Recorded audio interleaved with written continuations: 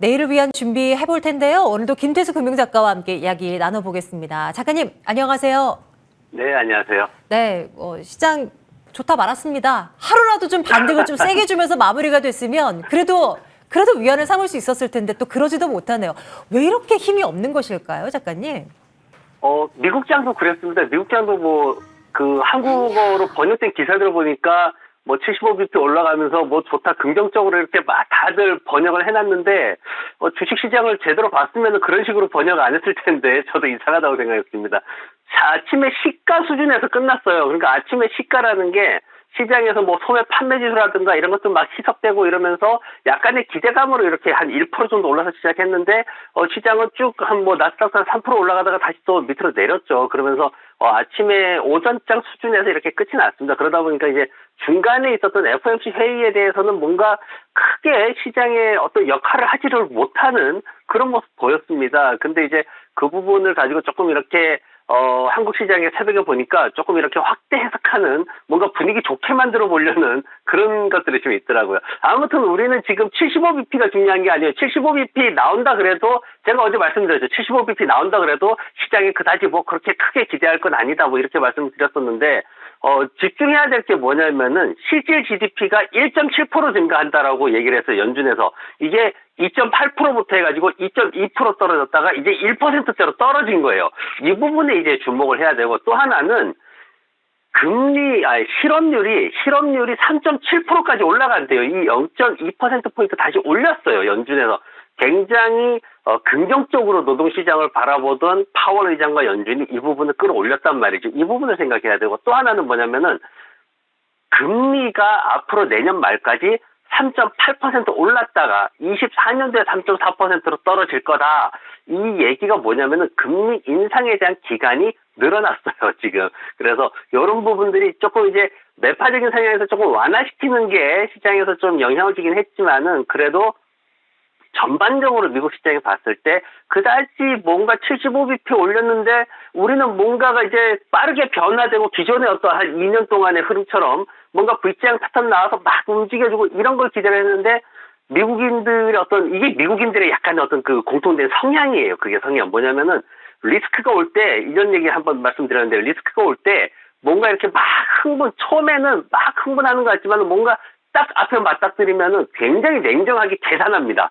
그게 이제 미국인들이 합리적이다 말하는 그런 것들이죠. 굉장히 철저하게 계산을 하기 때문에 당장 펀더멘털을 변화시킬 게 없는 거예요. 오히려 경제 전망만 나빠지고 연준이 경제 침체를 그러면은 어느 정도 용인을 하는가 보네 이렇게 돼버린 거예요. 그러다 보니까 시장이 이제 오후에 마지막에 밀리는 그런 모습 보였습니다. 어쨌든 중요한 현상들이 있어요. 뭐냐면은 이제 75bp 연준에 그런 게 아니라 그 이후에 나타나는 현상들을 봐야 되는데 먼저 첫 번째 중요한 거는 아마존닷컴이나 넷플릭스, 알파벳 같은 대형주들이 한 4%대 해서 많게는 한 7, 8%대까지 상승을 했다는 거예요. 대형주들이 다시 귀환을 했다라는 게 중요합니다. 뭐냐면은 장기 투자자라면 여기에서 생각하지 말고 들어가라 이런 얘기까지 나왔어요. 그래서 그런 부분이 중요하고 두 번째는 뭐냐면은 보잉하고 블랙베리가 올라갔습니다. 물론 이슈도 있어요. 하지만 미국인들이 그동안 뭔가 아련하게 가지고 있던 기업들이 있습니다. 그게 바로 보잉하고 블랙베리예요. 굉장히 잘 될 줄 알았는데 뜻하지 않게 하락한 기업이죠. 그 종목들에 대해서 개인들이 매수가 들어왔다는 거예요. 두 번째는 마지막 세 번째는 뭐냐면은 스냅, 로쿠, 로블록스, 플러그파워, 스노우플레이크 그리고 차지포인트까지 이게 무슨 주식들이에요? 팬데믹 기간 동안에 기술주들 엄청나게 올랐던 이슈가 됐던 정말 사랑받았던 종목들이 근데 그 종목들 박살났었거든요. 이번에 지난 밤에 엄청 올라왔습니다. 그게 뭐냐면은 미국인들이 앞으로 어떤 상황들이 생기면은 뭔가 불안한 경제지표나 연준의 행보나 이런 것들이 생기면은 계산을 할 거예요. 계산을 한다는 얘기는 뭐냐면은 매수의 관점에서 들어갈 겁니다. 매수의 관점에서. 지금까지는 0.5%포인트라는 얘기가 나오는 동안에는 불확실성이 크게 자리 잡았어요. 하지만 이 부분을 해소시키면서 계산을 해가지고 매수 들어가야지 어느 정도 전략을 짜는 그런 형태로 지금 바뀌었다는 게 가장 중요하기 때문에 시장이 지금 기운이 없다고 기운이 없는 게 아닙니다. 이게 오히려 더 좋은 상황으로 갈 수 있기 때문에 시장을 좀 긍정적으로 보시면 좋을 것 같습니다. 네, 말씀 주셨던 그런 포인트들이 연속적으로 미국 시장에서 계속 흘러나오는지 계속 이제 포착이 되는지 이런 부분도 챙겨보는 거 관전 포인트가 될 것 같아요. 작가님, 그리고 오늘 밤에 우리가 눈여겨볼 만한 지표 있다면 또 간단하게 또 살펴주시겠습니까?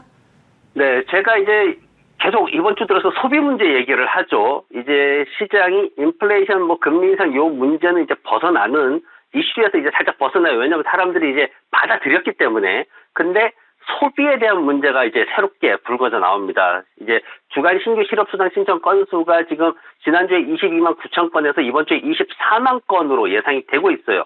이 부분이 예상보다 넘어가게 되면은 해고에 대해서 해고 쓰나미가 오는 거 아니냐? 허리케인이 오는 거 아니냐? 이런 얘기가 나오기 시작할 겁니다. 언론 쪽에서는. 그렇게 되면은 시장에서는 소비 충격에 대한 얘기를 할 거예요. 당연히 나와야 될 얘기고 그리고 실업률이 올라갈 거다라고 연준에서 얘기를 했기 때문에 당연히 앞으로 진행될 얘기입니다. 그래서 이 부분 우리가 좀 관심 있게 지켜봐야 되는 거고요. 그리고 또 하나는 이제 5월 신규 주택 착공 건수 이게 2만 5천 건 정도 감소한다고 합니다. 사실 굉장히 높은 수준을 아직 유지하고 있어요. 잘 유지하고 있습니다. 근데 그래도 이제 조금 이제 염려하는 게 뭐냐면은 신규 주택 착공이라든가 건축 허가라든가 이런 게 지금 다 예상치가 좀 떨어지고 있어요. 그러다 보니까 주택 가격이나 이런 주택 시장의 화랑이 왜 중요하냐면은 미국인들의 소득을 버텨주는 바로 부동산 시장이 호황을 보이면서 미국인들이 소득을 좀 더 전체적인 소득을 올려가면서 소비를 더 활성화시킬 수 있었던 그런 배경이 되는데 만약 이 부동산 시장이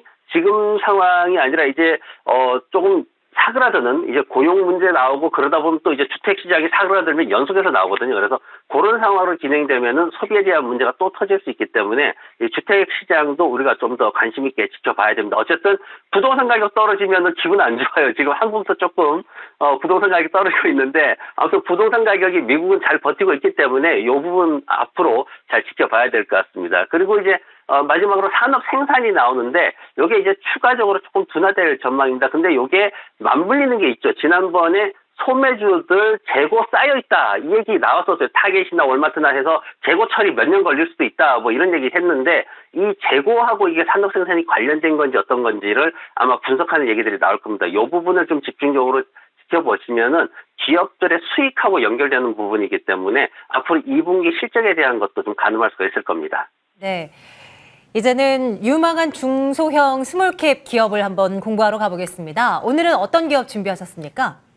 네, 오늘은 미드캡 기업입니다. 스몰캡에서 살짝 올라가는 미드캡 기업인데 많이 안 올라갑니다. 근데 워낙 이제 너무 이제 힘들어하시는 분들이 많아가지고 그냥 주식을 안 하긴 그렇고 주식을 가만히 사놓으면은 앞으로 뭐 경기 변동되는 거 봐서 다시 회복되고 이랬을 때 정말 걱정 없이 편안하게 묻어두고 배당 수익 안전하게 이렇게 배당 받을 수 있는 그런 회사가 뭐가 있을까 하고 봤는데 기계장비 제조회사가 하나 있었습니다. 팀텐이라는 회사가 있었는데 TKR이라는 약자를 쓰고 있습니다. 이 회사를 이제 가장 쉽게 이해하는 방법은 뭐냐면은 미국 풍력 발전 시장의 50%를 제너럴 일렉트릭이 점유를 하고 있어요. 근데 그 제너럴 일렉트릭의 그 프로펠러 그 돌아가는 그 안에 모터 그 안에 들어가 있는 기어박스를 이 회사가 납품을 하고 있습니다. 그러니까 이 회사의 어떤 그 위치나 기술력이나 이런 것들은 증명이 됐다라고 그렇게 판단하시면 될 것 같습니다.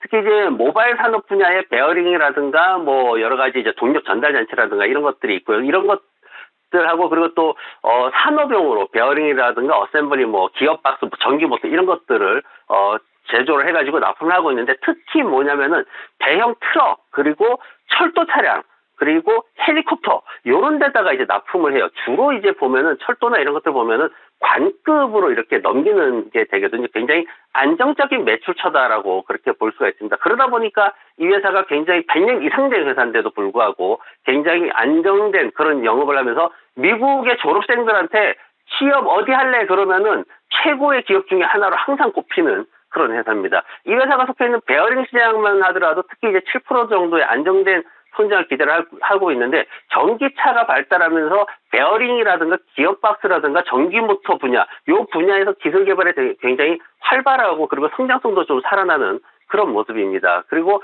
이 회사가 지금 스몰캡에서 살짝 올라가요. 한 40억 불 정도 시가총액 갖고 있는데 시장에서 한 57달러 정도 거래되고 있고 타겟이 한 73불까지 지금 바라보고 있습니다. 평균적으로. 그리고 거래량은 40만 주에서 뭐 20만 주, 40만 주 왔다 갔다 하는 그런 수준이고 아직 그렇게 손이 타지 않는 어쩌면은 이런 모든 상황들에 있어서 살짝 소외되는 그런 느낌의 종목입니다. 이 회사의 재무 구조를 보면은 꾸준히 매출액 잘 성장하는 그런 모습 보여주고 있고요. 그동안 역사적으로 연평균 5.1%의 어닝 서프라이즈가 꾸준히 왔던 그런 종목입니다. 굉장히 어떤 성장성에 대해서 수익성에 대해서 안정감을 가지고 있고 그리고 역사적으로도 굉장히 보증돼 있는 그런 종목이다라고 알 수가 있습니다. 최근에 이제 주가가 좀 하락을 했는데 시장이 이제 밀리면서 좀 하락을 했죠. 그래서 차트 보시면은 지금 57달러 선에 와 있고요. 바닥에 지금 안착해 있는 모습입니다. 그래서 목표가를 77달러까지 한 30% 조금 넘게 수익 보시고 그리고 자장 수익도 또 생각하시고 손절매가는 아래쪽에 54달러 40센트 정도 잡으시면은 편안하게 투자를 하실 수 있을 것 같습니다. 네, 미국 청년들이 취업하고 싶어하는 곳 팀캔 이런 기업도 있었군요. 목표 가격, 손절 가격 화면톡에서 우리 시청자분들 확인 한 번 더 하시기 바라겠습니다. 김태수 금융작가와 함께했고요. 작가님 오늘도 고맙습니다. 네, 감사합니다. 정말 호락호락하지 않은 시장이 펼쳐지고 있습니다. 오늘 그 어느 때보다도 그러했고요. 내일 조금 안정적인 시장 분위기가 이어졌으면 좋겠습니다. 내일도 장 마감은 저희와 함께해 주십시오. 마감 스트레이트 마칩니다. 고맙습니다.